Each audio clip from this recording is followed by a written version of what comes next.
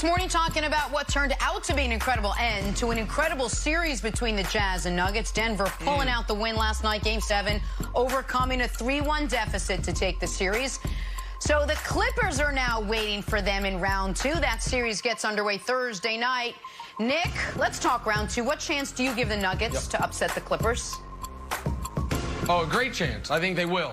I think the Nuggets present a really, really interesting matchup for the Clippers. And everybody knows, listen, Jamal's got to continue to play excellent. And Jamal Murray, just in that series, in clutch time, like the stats that Brandon had talked about, how unbelievable Chris Paul has been all year. In that series, he was like 70% from the field with no turnovers in clutch time in that series. Even in a game like last night, where he struggled for the first 46 minutes, in clutch time, he was outstanding until he, kind of lost his mind a little bit and didn't just dribble the ball. I mean, he made good plays. He made the one mistake at the end that didn't cost him. But Jamal's obviously got to continue to be really good. But I think he can be really good. Like, do we know if Patrick Beverley's healthy?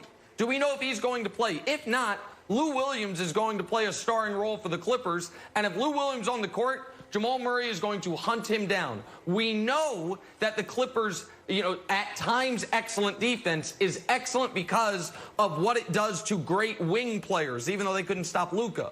Well, Nikola Jokic presents a really interesting problem for them. Like, you can't ask Marcus Morris or Paul George to guard Nikola, so you're going to have to play lineups with the center, which is the weakest spot on your roster and the one spot you didn't address. To me, a real big question for the Nuggets is this. Can Michael Porter Jr. be playable? Because he was excellent in the seeding games, and then in this series, because he was such a liability, he really couldn't get on the court in any meaningful minutes. Michael Porter Jr. adds some scoring punch to them if he can be playable. If not, it's Jerian Grant, and Jerian Grant's going to have to be great both ways because he'll be the one guarding Kawhi or Paul George to go along with being relied on for some scoring. But I picked the Nuggets before the playoffs began to go to the Western Conference Finals. I'm not going to change it now. I think, Brandon, they're exhausted, so I don't know how they'll look in Game 1. I know I can, but I don't want to. I think Jokic presents a really big problem for the Clippers in this coming round. You're a smart guy. Nick, you're a smart guy. It's okay. You can do it. In front of America, you can change. In front of God and everybody. I can't do it. I would if I felt that way. I don't feel that way. Why would I change? Clips and 6. Why would I change? Wilds. Clips and 6. Clips and 6. Clips and 6 because of what you ended with. This guy, Jamal Murray, is tired. And I was one of those guys, I think I even made the comment this night. He didn't rise to the occasion. He was tired. He didn't guard Mitchell in the clutch. Didn't show up until the last 2 minutes of the game, and it was just okay. So I'm concerned there. And then when you start diving a little deeper, this guy's been in the league for 4 years. They had a list of players, 25, under 25. And they talked about who is good and who isn't. This guy was at the bottom of that list. So then when you look at his entire history, his entire career, he hasn't done anything really phenomenal. Now, I don't want to come off as a hater. People will probably crush me for saying this, but I'm using this, him not being in the top 10 of 25 guys under 25, him only scoring the ball 17 times in 4 games in 4 years, and that came in this series, to say this, slow down.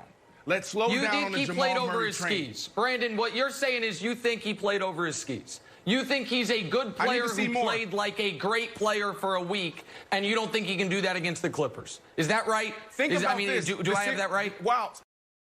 100%. Wow. Think about this. The series that he just had, right? We're talking about 50-point games, 40-point games. He's done that 4 times in 4 years, and that happened all in the span of 10 days. So all I'm saying is how he ended this series and how he's going into the next tired. It makes me wonder if he's going to have enough to beat the Clippers. Okay. Here's my take. And unfortunately, well, it's good for the show. It's bad for me. Nick's takes have been excellent. Are you still perfect, Nick? My poor Blazers, you said gentleman's sweep. And this reminds me a lot of the Blazers. Blazers were super hot, but it felt like they won something. Rockets in 7. You've been good. You've been good, I admit it. But this feels a little bit like the Blazers, where it felt like the Blazers had won something, and then you go and play the Lakers, and they're gassed. So we know that they're gassed. Jamal was, surprised that he had to play on Thursday. He had 221 points. All time. well, still, that's what they do. You should, it's okay. 5th most of all time. No I don't excuse, think he can Jenna. get better, Nick. He had 221 points. And the end of the game, you can say it's a brain fart, or you can say it shows that they don't have the necessary leadership or experience to get it done. We know that's not going to happen to Kawhi. If that was the end of the game, Kawhi would have situational awareness. Be like, I got it. So between those three things, I don't feel good about your Nuggets pick. I got it. But just one very small note as far as do the Nuggets feel like, we've arrived. Last year, Nikola Jokic and company in their first playoffs together play a 7-game series against San Antonio, win it, and then go to the very next series against Portland and play another 7, including a 6 overtime game. Now, they did This is a trend. So my point is, I don't think, is what you're saying. No, what I'm saying, I understand that point. What I'm saying, Jenna, is I don't think a team game in round 2 last year looks to getting to the second round of the playoffs this year as we've done what we came here for. As having I made think their it. plan all year Exactly. was to go around further at least. In order to do that, they're going to have to beat the Clippers. I also wouldn't underestimate how much momentum can factor in. Let's finish up this morning in New Orleans, where Alvin Kamara has reportedly been MIA the last few days. The thinking that the 3-time Pro Bowler is holding out, awaiting a new contract. Last night, we heard reports that the Saints would consider trading Kamara. This morning, another report that the two sides will try to iron out an extension in the next couple of days. Nick, do the Saints need to do whatever it takes to make sure Kamara's on the field week 1 versus the Bucs? Yeah. Yes, and here's why. They have put years' worth of eggs into this basket. I'm going to use an awkward analogy to wrap the show, Brandon. There's an old movie, The Bucket List. Jack Nicholson and Morgan Freeman. They both find out they have terminal diagnosis. So they end up, basically saying, you know what, screw everything. We're going to go live our life the best as we can for the next year. But then one of the two ends up getting cured. And it kind of puts him in a bad spot. And it's like, well, I've kind of done a lot of things that anticipating I wasn't going to have to face the consequences. The Saints 3 years ago started operating like Breeze is walking away at the end of this year. So let's borrow from next season. And the Breeze is like, I'm back. And so they borrow from next season again. And the Breeze is like, let's run it back one more time. And now they are already $70 million over the cap for next season, Brandon. I say all that to say this. Wow. You're screwed financially whether you pay Kamara or not.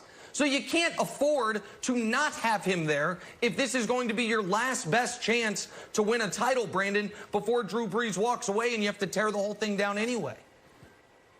Yeah, I agree with you. How much are we willing to pay for a Super Bowl, right? Like, that's the hardest thing in the world to do. Yeah. I didn't get a chance to have that moment. Everyone thinks about what are they going to do when the clock hits 0 and you're in the Super Bowl and you win it, right? So you got an opportunity to do this, and you can probably argue that this is probably the easiest path to that moment because of everyone dealing with two things, the opponent and COVID. And when you look at how this team is built up from a continuity standpoint, a chemistry standpoint, a people standpoint, like operationally, they're sound. Like, and everything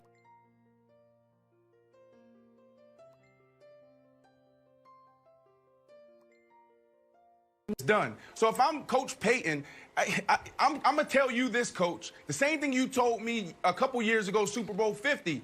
Don't beat yourself. A lot of teams beat themselves. On the flip side of that, if I'm Alvin Kamara and understanding that I'm a running back and that we're devalued in how the NFL approaches it, I am doubling down on that, thinking that I need to get paid now. Because a running back, you get one opportunity. As a wide receiver, you get 2 or 3 opportunities.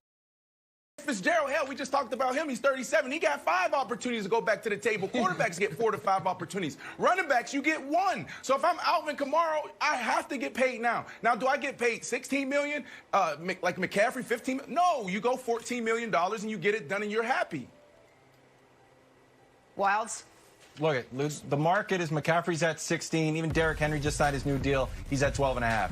Kamara is not even close to these guys. He's not even close to a highly paid player on the Saints. There's 44 Saints making more than him. There's 60 special team guys, and there's 72 running backs making more than him. I think this deal gets done this week, if not today.